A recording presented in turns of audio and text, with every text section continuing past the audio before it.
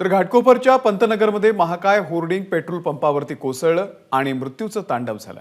या दुर्घटनेमुळे मुंबईसह महाराष्ट्र हादरून गेलाय। आता तब्बल 64 तासांनंतर रेस्क्यू ऑपरेशन थांबवण्यात आलंय।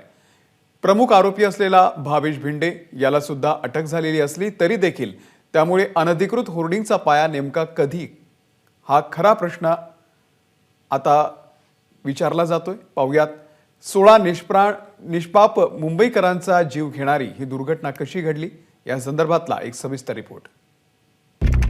तारीख 13 मे 2024 वार सोमवार, वेळ दुपारी 4:15 ठिकाण पंतनगर घाटकोपर।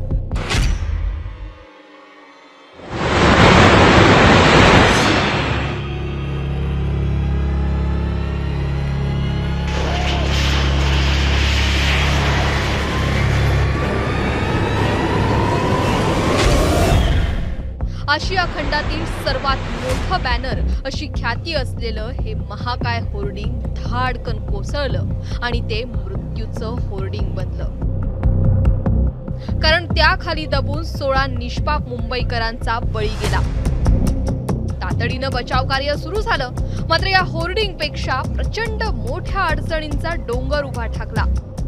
वादळाच्या वाऱ्यात घाटकोपर हायवे नजीकचा हा जो पेट्रोल पंप होता त्याच्या बाजूलाच एक आशियातलं सगळ्यात मोठं असं 120x120चं एक मोठं होर्डिंग होतं, ज्याची लिम्का बुक ऑफ रेकॉर्डमध्ये सुद्धा नोंद झालेली होती। ते अजस्त्र होर्डिंग या संपूर्ण पेट्रोल पंपवर कोसळलं आणि काही क्षणात इथं ज्या शेकडो गाड्या आणि लोक होती ती ढिगाऱ्याखाली अडकली। आपण बघू शकतो आता हे केवळ अवशेष इथं उरलेले आहेत, गाड्यांचे अवशेष, एखादी नंबर प्लेट सुद्धा आपण इथं बघू शकतो की कशा पद्धतीनं हे सगळे अवशेष आता इथं आहेत आणि या दुर्घटनेची ही किती गंभीरता होती हे सुद्धा पाहायला मिळतंय।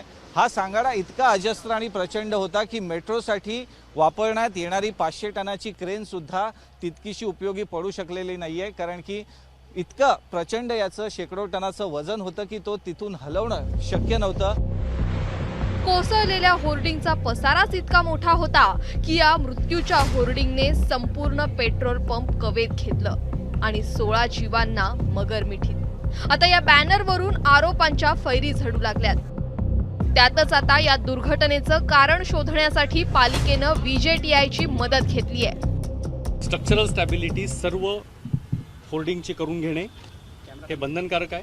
ही स्ट्रक्चरल स्टॅबिलिटी करून त्यांनी महापालिकेला तसे सर्टिफिकेट सादर केले पाहिजेत। या प्रकरणामध्ये आपल्याला माहिती आहे की गुन्हा दाखल झालेला आहे, मुंबई पोलिसांनी गुन्हा दाखल केलेला आहे।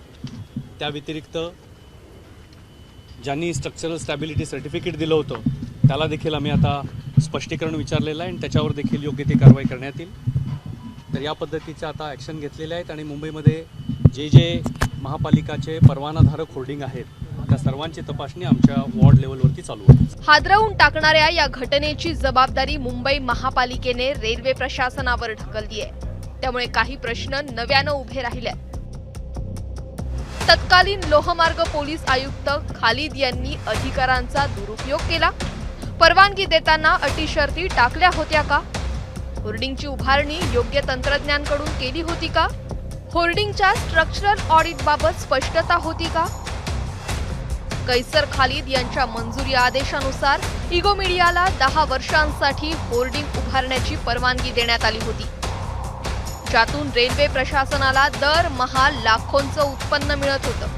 आता याच होर्डिंगच्या परवानगीच्या मुद्द्यांवर कैसर खालिद यांची चौकशी होणार आहे। अमेय राणेसह ब्युरो रिपोर्ट, ABP माझा, मुंबई।